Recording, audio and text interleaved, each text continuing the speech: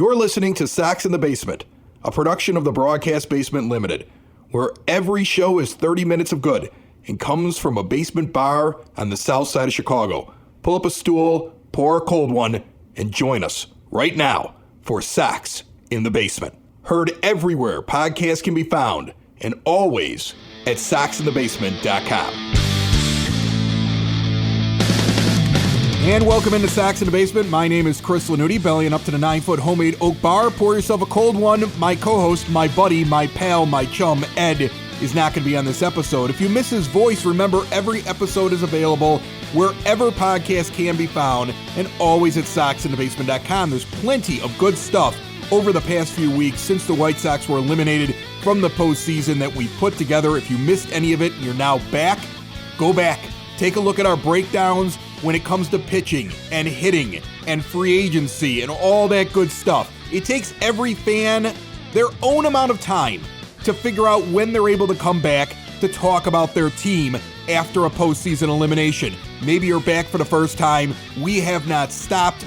Get it again at soxinthebasement.com or any podcast player that you prefer. This is all brought to you by Family Waterproofing Solutions. You got concrete rising and falling and cracking, foundation cracks. Your gutters are filling up. They actually clean those out now. They do drain tile systems, yard drainage solutions. They take care of your window wells and covers for that, your sump pump, bowing walls, you name it, they're going to take care of it. They're going to keep you dry. They're going to make sure your home does not have the big problems that cost the big bucks. Take care of your issues right now before they get worse. 10% off from now through November the 30th for customer appreciation. And remember, you get money off as well for mentioning Sox in the Basement. 24/7, give them a call, 708-330-4466. Check out all they have to offer at familydry.com. Jason Martinez from Fangraphs is going to be joining me shortly. We're going to have a conversation not only about what his site does and the RosterResource section,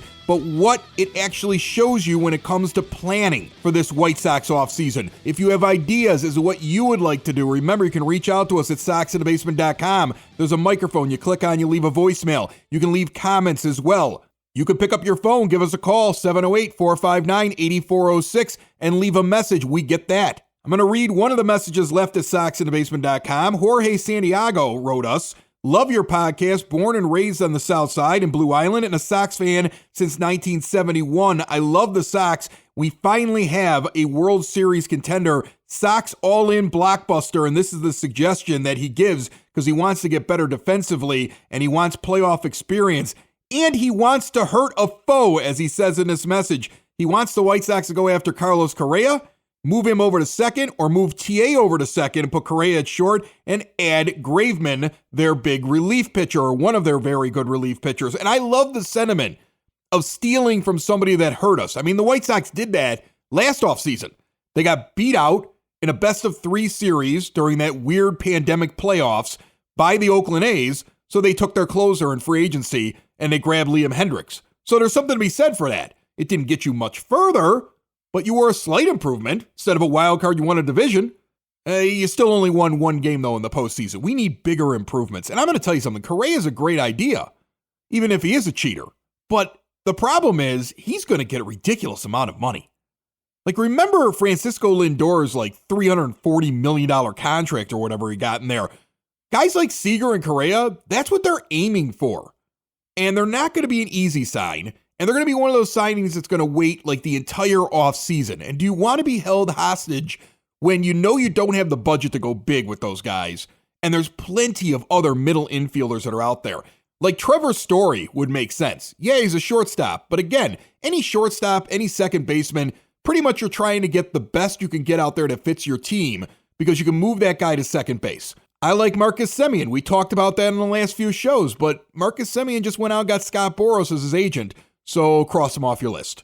Like, I hate to say that, but just cross him off your list. The White Sox don't play well with Scott Boras in free agency. It just adds to the difficulty. It's like playing a video game and putting it on the hardest setting.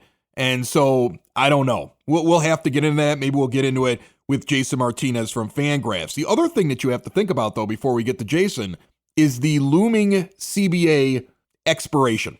The collective bargaining agreement is going to end in Major League Baseball on December the 1st. Rumors already that GM meetings and winter meetings and all that stuff is going to get postponed or canceled. And I think it's a lot of posturing right now because it doesn't make a lot of sense for either one of these sides to have a work stoppage or one that lasts for maybe longer than a couple of weeks. Now, I have an interesting insight into how negotiations go. And I know a lot of people on the radio will try to present themselves as experts. A lot of baseball writers are going to try to tell you they're an expert in this because they've covered it. But they never sat in a room during a union negotiation. I have. In fact, after my radio career and before I started doing podcasting, I spent 10 years in the Cook County 911 Center. And for a majority of that time, except for when I was a boss and my first year as a probationary member of the department, I was a union steward who quickly became the president of their union. And I finished off one contract in negotiations. I negotiated a completely different contract over a period of years. And I won a major grievance that gave everybody like this massive raise because of something the county had done that had violated the contract that we had, and won this grievance. And it probably cost Cook County like a couple $1 million over the next 10 years.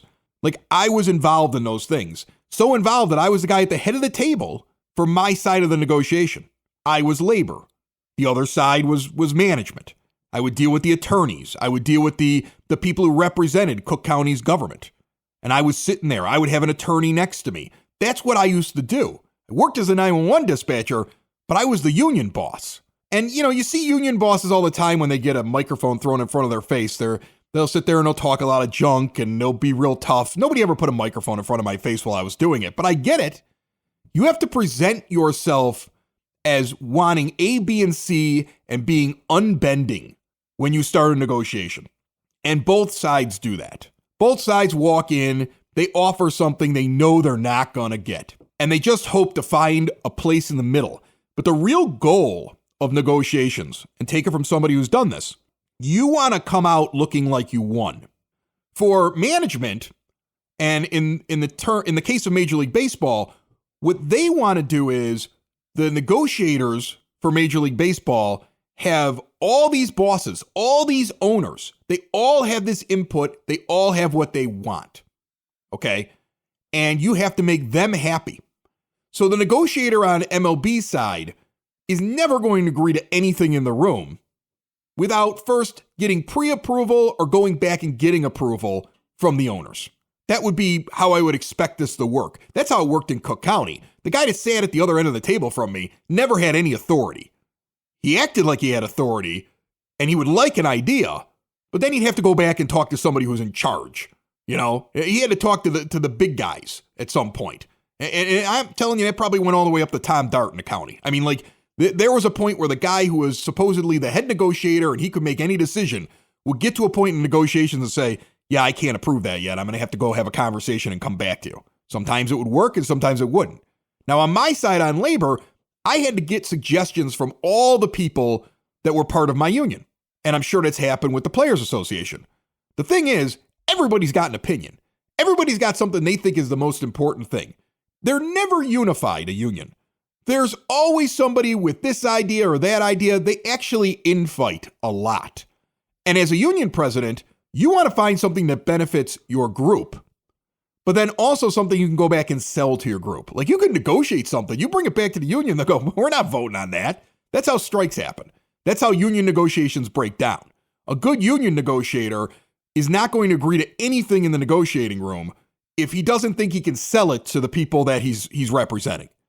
So right now, you have these two groups and the negotiators sitting down, and there's been proposals that are being like handed back and forth. And they're giving like the initial outline for what each group wants. And they're nowhere near what the other side has. And now you start to negotiate. I find it really interesting. Major League Baseball is instituting in their initial proposal a salary floor. This is something that some players want. Not all of them do. Some players want, because if there's a salary floor, you can't have teams that carry $40 million payrolls. So they're going to have to go out and spend money. That means guys that, you know, are fighting over middling dollars, they're going to get not only signed, but they're going to get more money than they would expect The problem is they want to lower the luxury tax. They want to bring it down to $180 million. I mean, the White Sox would be at this point getting close to the luxury tax if that goes down. They're not in danger of it right now, but they'd be getting close. And the players see that move and they go, oh, hold on a second. This is like a salary cap. The other interesting thing that Major League Baseball proposed, and this is according to several reports that you can look up, is that you don't become a free agent until you're 29 and a half years old, no matter what. But that also means you can't manipulate service time. So at 29 and a half years old, a guy becomes a free agent. Guess what? Aaron Judge, if this were to pass this offseason, would be a surprise free agent all of a sudden. Like he wouldn't be with the Yankees. Like that's crazy, but it's true. Like it's going to affect the offseason because there might be guys that all of a sudden become a free agent. Now, Players Union again looked at that and said, whoa, hold on a second. What about the younger guys? What about a guy like Vlad Guerrero Jr., who's like already in the majors, or Wander Franco? These guys are in the majors collecting service time. They're going to have to wait on the same team doing arbitration for far more years than what they expected to get to 29 and a half. And what it would say is, look, you don't want us to manipulate service time. We just want up to a certain age that we know that you're on our team. Now, that's what the owners have supposedly proposed. And I'm sure there's other things that they've thrown in there. And now the players have to figure out, well, what do we want? And I'm sure what the players want is, we want everything to be exactly the same, but we want to make more money, and we want to be free agents quicker. Like, and that's great. I mean, look, what would you want if you were in a job and you had to go into a negotiation? I had it with the 911 dispatchers. What do you guys want? We want to work less and make more money. We want more time off, and we want to work less hours, and we want to be able to take off more days, and we want to work less. We want to make more money. That was always what everybody wanted. Now, I can't walk into a negotiation and say, hey, guess what? My group would like to work less and make more money. I would throw all the crazy suggestions out in the first meeting.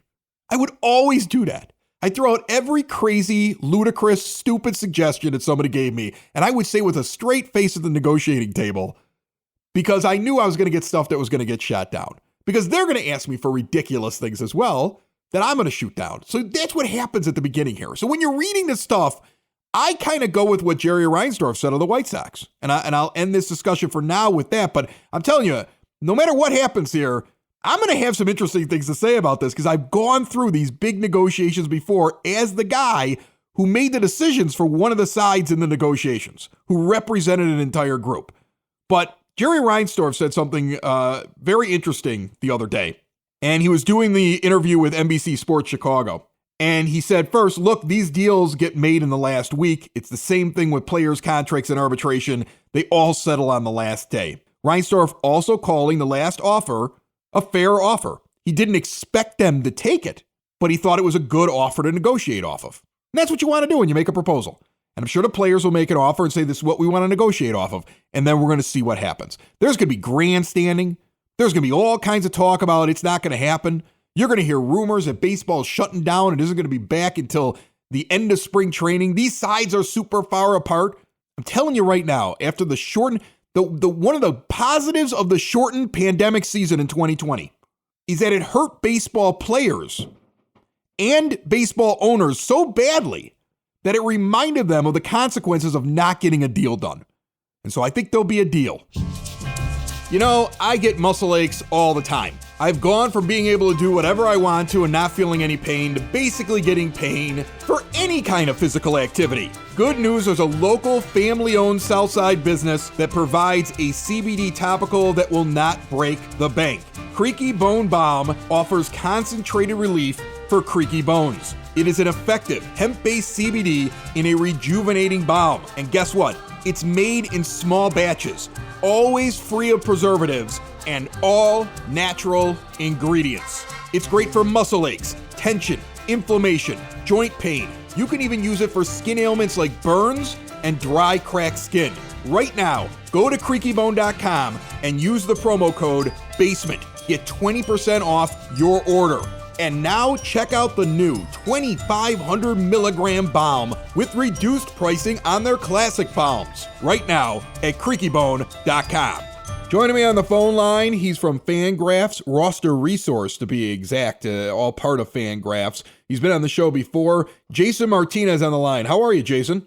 I'm doing great, Chris. Thanks for having me on again. Hey, I love it when you come on. It's just kind of fun to kind of look at how you're breaking down the White Sox roster throughout the year. It's interesting before the season starts, like trying to figure out, well, where does this team project? How do they stack up when you look at their roster compared to other rosters? And now as we go into the offseason, you had to do an awful lot of prep here. First as the regular season ended, and then when teams were getting eliminated like the White Sox in the first round, to kind of set up everything to go into the offseason. And when you look at how things are broken down with the White Sox roster, and I know a lot of people love to use Fangraphs for grabbing different statistics and ways to compare different players, but also your RosterResource section that's in there is a great way to kind of just see everything that's going on with the Sox. Who's up for arbitration next year? Who's got an option next year? Where's the money all at? How does everything line up? Here's the outlook for the next 3, 4, 5 years when you're trying to figure those kind of things out. How complicated is it for you to put all this together? Not so much. I mean, I've been doing it for a long time, so I think a lot of this stuff kind of makes sense to me, and you kind of see it all coming together. You kind of know who's eligible for free agency, who's ARB eligible, and things do change during the season pretty quickly. So you can look at a guy and go, yeah, that guy's definitely getting non-tender. They're not, or they're not going to pick up that guy's option, back in July or August. And then, all of a sudden has a great September and you go, oh, that guy's definitely getting it. He's definitely getting offered a contract. So it does change a lot. But once the offseason starts, it's the only time for me, especially during the playoffs for the teams that are already done, like almost nothing happens. There'll be some guys outright off the 40-man, but for the most part, you can kind of step back and take a break and you go, like, nothing's going to happen. So I can just really spend some time on this team, on this roster and go, okay, this is where they're starting at this offseason, especially when you look at a team like the White Sox. I think they're in a very similar situation at the major league level as they were last year. When you look at their roster and you go, they're already pretty good. Just at the beginning of this offseason, they're heading in there in pretty good shape. So now the questions are surrounding, like, what do they think of guys that are already here? Because you can look at that roster and go, like, oh yeah, there's room for one big bat here. There's room for for another starting pitcher.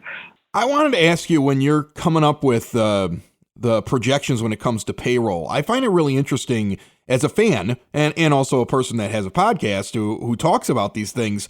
It's interesting that depending on what page I go to, everybody's just a little bit different in how much they think that the team is spending that year, or everybody always puts estimated in front of payroll.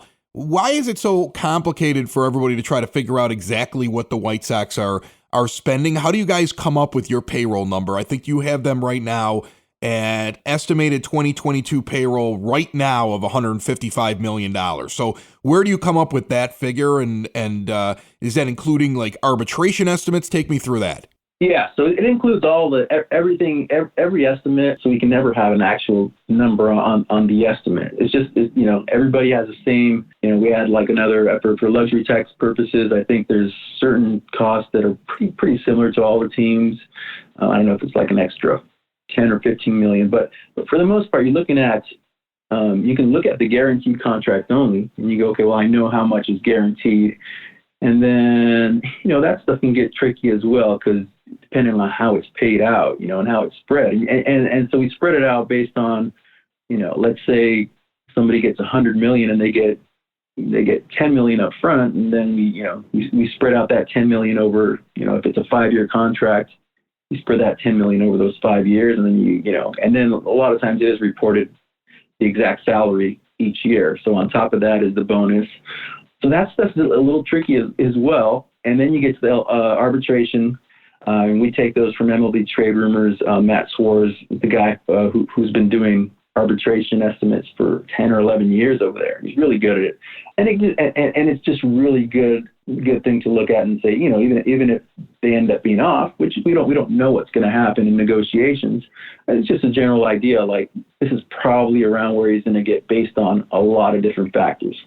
So you can take all the guys who are eligible for arbitration and you go, okay, there's in the White Sox case, I think we have about 19 million for arbitration eligible players. And then you can look at those guys and go, okay, this guy's probably going to be non-tendered. Evan Marshall projected at 2.3 million, and I think he's having Tommy John surgery. So you look at that guy and you go, okay, non-tender candidates. That's for sure. He's going to be a free agent after one more year anyway. So you can look at that and go, okay, take off that 2.3 million projection there. And then with the players who aren't yet eligible for arbitration, it's going to range from the league minimum at about 570,000 up until 600,000. Sometimes they'll go a little bit, beyond that for the superstar guys. And so we just kind of put an estimate for all the guys that we don't have numbers on. When you're trying to figure out what you have as a fan and what you can move around and what you can do, you guys kind of break that whole thing down, which I find really, really interesting. So what do you think, as you look at this team, is the biggest need on this team? I think most White Sox fans will think it's second base and right field, and that they may need to make some changes in their starting staff. They may need to make some changes just in the makeup of the team. But when you put this together, looking at it from the outside and looking in, what do you think? The thing that stands out, there's two different perspectives here, because you can just look at it and go, because if you're thinking like, which big name players are we going to add? You're going to look at probably second base. Do we go after Marcus Semien? And one of the bigger name free agents, the Javi Baez. And there's a bunch of middle infielders, or, Chris Taylor. You want somebody a little bit more versatile. There's a lot of options there. If you're targeting a big one more big bat, that's the obvious move right there. I'm not sure if Moncada would, if they move Moncada to second base to open third base for a guy who's more comfortable at third, but I don't think that's the case. I mean, he hasn't played there in a while. And he wasn't very good there. Like when you look at his defensive metrics, he wasn't very good there. Right. So there's a reason they moved him out of there. From another perspective, I look at it and say, look, I think the biggest need here is probably starting pitching depth. Although you already have, you can call it the big three, and Lance Lynn and Giolito and Dylan Cease and Dallas Keuchel. Despite the struggles at the end of the year, I think you can still look at him and go, look, it's a solid back of the rotation guy. And so you got your four there, and then the biggest question is going to be, do they? I think it's probably time to make a decision on Michael Kopech. Is like Garrett Crochet is probably in the same boat as well. Because, with a lot of these guys, these top pitching prospects who you use out of the bullpen earlier in their career, once they start dominating out of that role, it's kind of like it's hard to move them out. And you go, they're pretty valuable there. So with that opening right now, it's pretty easy to just say, well, if Michael Kopech, if we believe in him as a starter, then he's going to be the front runner for a rotation spot. But, after that, you don't have ton of starting pitching depth. You got guys like Jonathan Stever and Jimmy Lambert, but there's not much there. So what, even if you got your starting five going into the off season and you can pencil those guys in, you're comfortable moving Kopech to the rotation. What happens if one of those guys gets hurt, and you can just look around the league. It's not just one guy. It could be two or three of those guys that gets hurt, and then your season falls apart. Hey, Sox fans, in the southwest suburbs, Davern's Tavern and Lounge in Justice, Illinois has something for everyone. Located at 8527 West 79th Street, they have this large back party room to host an event for up to 150 people. They have a massive outdoor beer garden, horseshoes, cornhole. In fact, they host the Midwest largest blind draw bags tournament every Monday night with a major and minor league. All skill levels are welcome to Man Cave Mondays, and live music with DJs on the weekends. Chicago Bears fans, there's free food during all Bears games, and Davern's is a White Sox bar. During Sox games at Davern's, $2.50 Miller Lite bottles, $2 UV bombs, $12 pizzas, 8527 West 79th Street. Learn more at davernstavern.com. One of the more interesting things that I always like when I go on your roster resource pages over at Fangraphs is when you do the 40-man roster breakdown and you're able to see how the team was constructed. And you can see that the White Sox currently on their roster have 17 homegrown players and 6 free agents and 9 guys via trade and 2 guys they grabbed off of waivers and 1 guy was a Rule 5 selection, and currently the 40-man sitting at 35. It's such a quick reference to be able to do it. When you're doing these pages, is there any team that you come across or that you've come across maybe this year or last year where you go, they've got like 3 homegrown players, that's insane, or they're all homegrown, Or like, I mean, is there ever once in a while where you're putting a team together and you're just astonished by how they're actually constructed and it's different from everybody else? I think, I mean, it's been interesting how quickly some teams can flip from that homegrown to trade. Like you see what the Padres did. Padres had like 2 or 3 on their, maybe I think they've had at some point during the season maybe like 1 homegrown player on their 26 man. Yeah, right now it says that they have 9 homegrowns, 10 free agents, and 23 acquired via trade. That's such the opposite of the White Sox. Yeah, and that's a lot of those guys that haven't been in majors yet. So, I mean, it was just that's what happens when you decide, all right, we're going for it. The Rays trade for a ton of their guys, and I think you can look at that and go, I thought they were like a team that hold on, develops young talent and this and that. But yeah, that's the cool thing I would like to do. Figure out a really good way to do it is because if you look at trades like 27 trades, that's insane that Tampa Bay has that. Yeah, and that's been a couple of years. And that's the thing is they make a lot of trades, and it's not like they're trading their young players for high-priced veterans. They wheel and deal a lot, and they have, when you have this really good farm system, which the Padres had, which the Rays had.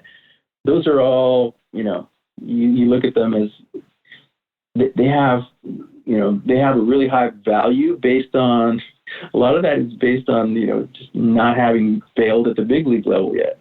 And so you look at those guys and you go, wow, what can this guy be? And I think you can really take advantage of that, because once they get to the majors and you see their flaws, I think the perception of Andrew Vaughn right now is like, yeah, nobody's going to be talking about him as much this offseason because if you look at his overall numbers, he was all right. He struggled really bad down the stretch, but before he came to the majors, it was like, oh, this guy's going to be a stud. He's going to be really good. And so people aren't going to talk about him as much, less hype. And then, but if you saw him what he was doing in the middle of the season, you go, okay, let's if he can do that for 4 out of the 6 months during the season, then we got something here. And that's probably going to be the case with somebody as talented as him. So it would be really interesting to kind of track, those 27 players acquired by the Rays who are on their 40-man, just track, how many of their young players they traded away. And those are all guys that they draft. A lot of those guys were drafted, signed out of the Dominican or Venezuela. So they're just doing a really good job of taking those minor league assets and trading them to improve the big league club. So it's all it does tell a lot of the story, but not all of it, unless you can kind of trace back and see who they traded away to get these guys. Jason Martinez, he's from RosterResource, Fangraphs. Does a great job putting all this stuff together. You could just sit around and trust me, Jason, there's been times where I just have your page up while we're discussing the team. And it's really a quick reference for me to be able to kind of look at what I'm talking about, confirm that, what I'm saying is true about the player or the team or the makeup. And it gives you a really great picture of not only your team, but how other teams are stacked up at any given moment in Major League Baseball. If you want to expand your baseball mind and your knowledge, go check that out and follow Jason on Twitter at Jason R.R. Martinez. He's a good follow because he'll put up all these different updates to the depth charts, give you all kinds of different links. If you're on the Twitter, follow Jason Martinez. Thanks so much for jumping on with us, Jason. Anytime, Chris. Thanks for having me. Do not forget about the $1,000 guest bounty we're doing here at Sox in the Basement. We're starting to line up the first few guests that you'll probably hear coming up here in November. It runs all the way through the off season, and you can get in anytime you want to. Just contact us through soxinthebasement.com. Tell us about the guest. Tell us who you know. And if they turn out to be the guest that everybody loved coming on the show, you win $1,000 from Elite Benefits of America. Check out everything that they do over there for small and mid-sized companies. They're trying to help people spend less on their health insurance. They're trying to help the employer and the employee. If you work at a company and you do HR, you can look like a hero. Tell your boss about Elite Benefits of America. Check them out at elitebenefits.net or give Butch Zemar a call, 708-535-3006. Ed, back with me on the next episode after this weekend is over. If you've missed an episode, go back and listen to it anytime. We're found anywhere podcasts can be found, and always at soxinthebasement.com. Bye-bye, everybody. Sox in the basement. Sox in the basement. Sox in the basement. Sox in the Basement. Heard everywhere podcasts can be found, and always on soxinthebasement.com.